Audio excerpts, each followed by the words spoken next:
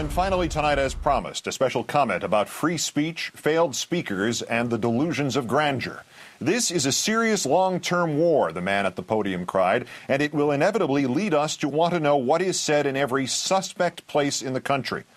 Some in the audience must have thought they were hearing an arsonist give the keynote address at a convention of firefighters.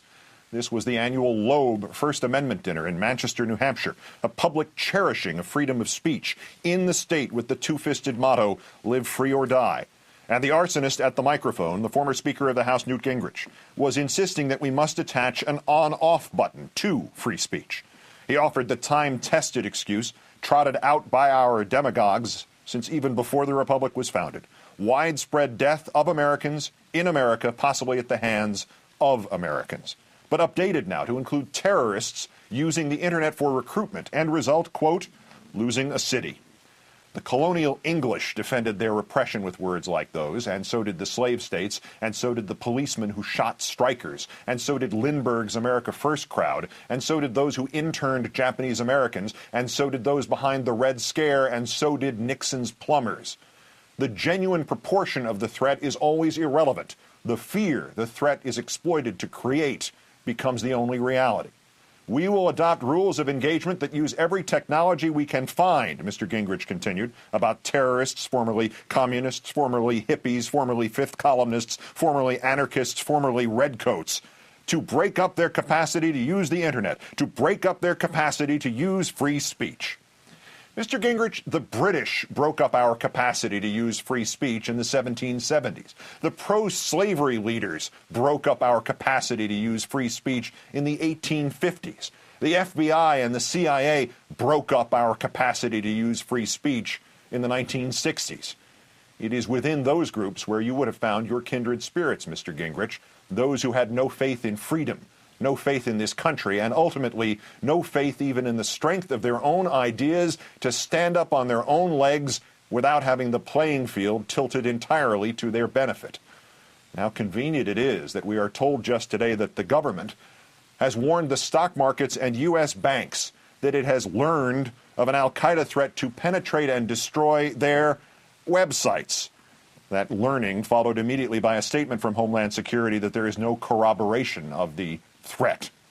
It will lead us to learn, Gingrich had continued in New Hampshire, how to close down every website that is dangerous. And it will lead us to a very severe approach to people who advocate the killing of Americans and advocate the use of nuclear and biological weapons.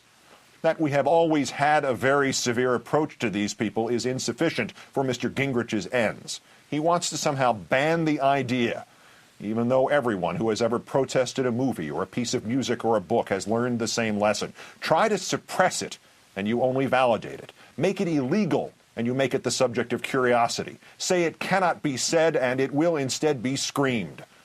And on top of the thundering danger in his eagerness to sell out freedom of speech, there is a sadder sound still, the tinny crash of a garbage can lid on a sidewalk. Whatever dreams of internet censorship float like a miasma in Mr. Gingrich's personal swamp, whatever hopes he has of an iron firewall, the simple fact is, technically, they won't work. As of tomorrow, they will have been defeated by a free computer download. Mere hours after Gingrich's speech in New Hampshire, the University of Toronto announced it had come up with a program called Siphon to liberate those in countries in which the internet is regulated, places like China and Iran, where political ideas are so barren and political leaders so desperate that they put up computer firewalls to keep thought and freedom out. The Siphon device is a relay of sorts that can surreptitiously link a computer user in an imprisoned country with another computer user in a free country. The Chinese think their wall still works, yet the ideas, good ideas, bad ideas, indifferent ideas, pass through that wall anyway, the same way the Soviet bloc was defeated by the images of Western material bounty. If your hopes of thought control can be defeated, Mr. Gingrich, merely by one computer whiz staying up an extra half an hour and devising a new firewall hop, what is all this apocalyptic hyperbole for? I further think, you said in Manchester, we should propose a Geneva Convention for fighting terrorism, which makes very clear that those who would fight outside the rules of law, those who would use weapons of mass destruction, and those who would target civilians are in fact subject to a totally different set of rules that allow us to protect civilization by defeating barbarism. Well, Mr. Gingrich, what is more massively destructive than trying to get us to give you our freedom? And what is someone seeking to hamstring the First Amendment doing, if not fighting outside the rules of law? And what is the suppression of knowledge and freedom, if not barbarism? The explanation, of course, is in one last quote from Mr. Gingrich from New Hampshire and another quote from him from last week. I want to suggest to you, he said about these internet restrictions, that we right now should be impaneling people to look seriously at a level of supervision that we would never dream of if it weren't for the scale of the threat. And who should those impaneled people be? Funny I should ask, isn't it, Mr. Gingrich? I am not running for president, you told a reporter from Fortune magazine. I am seeking to create a movement to win the future by offering a series of solutions so compelling that if the American people say, I have to be president, it will happen. Newt Gingrich sees in terrorism not something to be exterminated, but something to be exploited. It is his golden opportunity, isn't it? Rallying a nation, you might say, to hysteria, to sweep us up into the White House with powers that will make martial law seem like anarchy.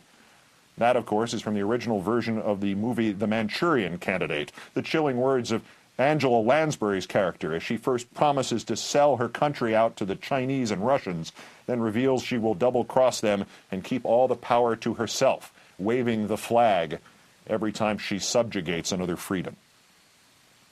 Within the frame of our experience as a free and freely argumentative people, it is almost impossible to conceive that there are those among us who might approach the kind of animal wildness of fiction like The Manchurian Candidate, those who would willingly transform our beloved country into something false and terrible. Who among us can look into our own histories, or those of our ancestors who struggled to get here, or who struggled to get freedom after they were forced here, and not tear up when we read Frederick Douglass's words from a century and a half ago? Freedom must take the day. Who among us can look to our collective history and not see its turning points, like the Civil War, like Watergate, like the Revolution itself, in which the right idea defeated the wrong idea on the battlefield that is the marketplace of ideas? But apparently there are some of us who cannot see that the only future for America is one that cherishes the freedoms we won in the past, an America in which we vanquish bad ideas with better ideas, in which we fight for liberty by having more liberty and not less. I am seeking to create a movement to win the future by offering a series of solutions so compelling that if the American people say I have to be president, it will happen. What a dark place your world must be, Mr. Gingrich, where the way to save America is to destroy America. I will awaken every day of my life thankful I am not with you in that dark place. And I will awaken every day of my life thankful that you are entitled to tell me about it, and that you are entitled to show me what an evil idea lurks there and what a cynical mind, and that you are entitled to do all that thanks to the very freedoms you seek to suffocate. Good night and good luck.